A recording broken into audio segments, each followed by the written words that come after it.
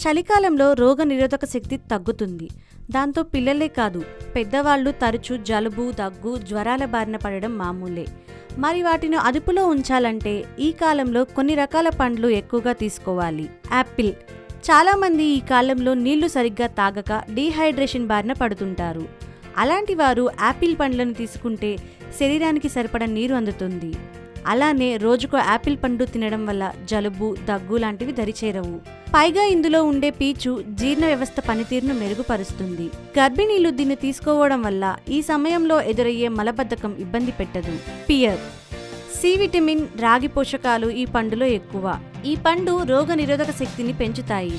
చలికాలంలో ఎక్కువగా దొరికే ఈ పండును తీసుకోవడం వల్ల జీవక్రియల పనితీరు చురుగ్గా ఉంటుంది. నారింజ.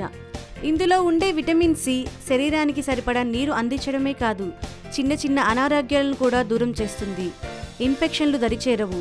రోజు ఈ పండును తినడం వల్ల శరీరానికి తక్షణ శక్తి అందుతుంది. నారింజను రసం రూపంలో కన్నా పండుగా తీసుకుంటేనే మంచిది.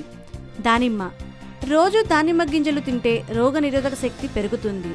ఇందులో సి విటమిన్ 30% ఉంటుంది. ఇది శరీరంలోని బ్యాక్టీరియాను దూరం చేస్తుంది.